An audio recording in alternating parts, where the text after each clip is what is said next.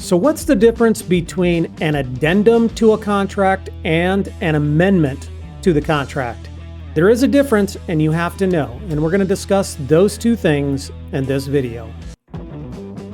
Hey everyone, my name is Vojchehoske and welcome to the Real Estate Classroom YouTube channel, where our mission is simple: to help you pass your real estate exam the first time. So I had a student email me and say, please tell me the difference between an addendum and an amendment.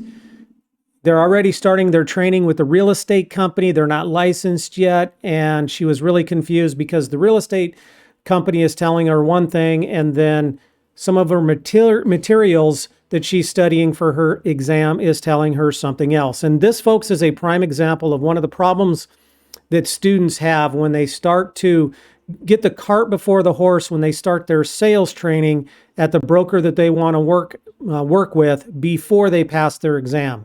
Many of the things that you're taught in the real estate world is not what you need to know, and many times it conflicts with what you need to know for your real estate exam. And these two terms is a prime example. I've been all over the country doing training, all over the United States in my 20-year tenure. And one of the things that I will tell you is everybody uses the word addendum interchangeably with amendment. We need a change to a contract, let's do an addendum. If we need to add something to a contract, let's do an addendum. So we use an addendum for everything, but that's not really technically the way it's supposed to be. So what you need to know for your licensing exam is an addendum to a contract is used to clarify or add additional terms and or conditions to an existing contract that's already binding on two or more parties. So give you an example.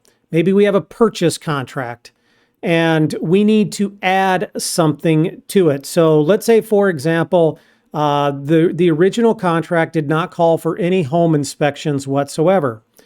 But after the contract was agreed to by the buyer and the buyer requests that they want to do a couple of inspections. The seller says, great, no problem. So they've added some additional terms and conditions to that already existing contract. We're going to use an addendum.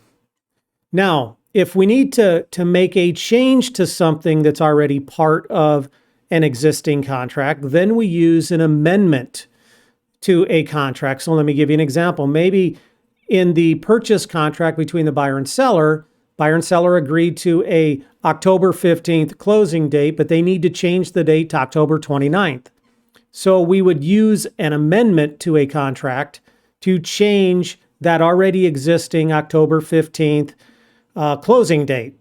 See the difference? It's important to understand and remember those differences for your licensing exam.